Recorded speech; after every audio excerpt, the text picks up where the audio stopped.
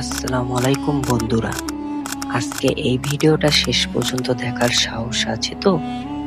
কারণ আজ আমরা ঢুকতে চলেছি এমন এক রহস্য, যে রহস্য হাজার হাজার বছর ধরে বিজ্ঞান, ইতিহাস আর মানুষের যুক্তিকে চ্যালেঞ্জ করে আসছে। হ্যাঁ, আমি কথা বলছি মিশরের পিরামিড নিয়ে। পিরামিড কি সত্যি মানুষ বানিয়েছে, নাকি এর পেছনে আছে কোনো অজানা শক্তি, এলিয়েন, ভিন গ্রহের প্রযুক্তি, নাকি এমন কিছু যা আমাদের জানা বিজ্ঞানেরও বাইরে? চলুন রহস্যের দরজাটা আস্তে আস্তে খুলে দেখি।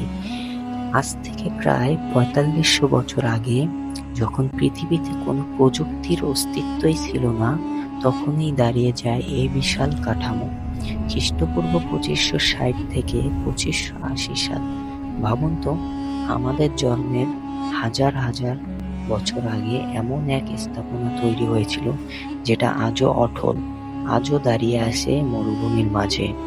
প্রশ্ন একটাই, কিভাবে? অনেকে বলে এটা মানুষের পক্ষে সম্ভব না, এত ভারী পাথর, এত নিখুঁত জ্যামিতি, নিশ্চয়ই এখানে এলিয়েনদের হাত আছে। কিন্তু সত্যটা আরো ভয়ঙ্কর, আরো বাস্তব। পিরামিড বানিয়েছিল মানুষেই। হাড়ভাঙ্গা খাটুনি, অমানুষিক শ্রম, ইচ্ছা আর অবিশ্বাস্য বুদ্ধির ফলে এই পিরামিড। মিশরের চতুর্থ বংশের রাজা ফারাওদের জন্য এগুলো বানানো হয়েছিল। এগুলো বানানো হয় তাদের সমাধি হিসেবে। কোনো জাদু নয়, কোনো অলৌকিক শক্তি নয়। কিন্তু থামুন, আরেকটা প্রশ্ন উঠে আসে, এত বিশাল পাথর তারা তুলেছিল কিভাবে? ইতিহাস বলেছে ঢালু রাস্তা, কাঠের স্লেজ, নীল নদ তারা ব্যবহার করেছে এইসব পাথর আনার জন্য।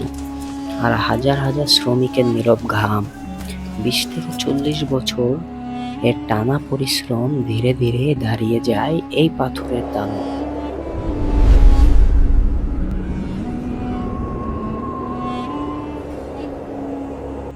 অনেকের ভয়ের জায়গা, পিরামিডের ভেতরে কি আছে?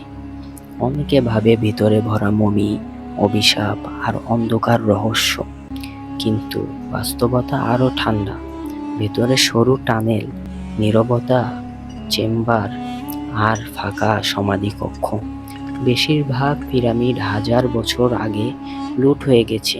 নীরবতা ছাড়া আর কিছুই নেই এই পিরামিডের ভেতরে। পিরামিড কোনো এলিয়েনের তৈরি নয়, কোনো ভৌতিক শক্তি দ্বারা তৈরি নয়।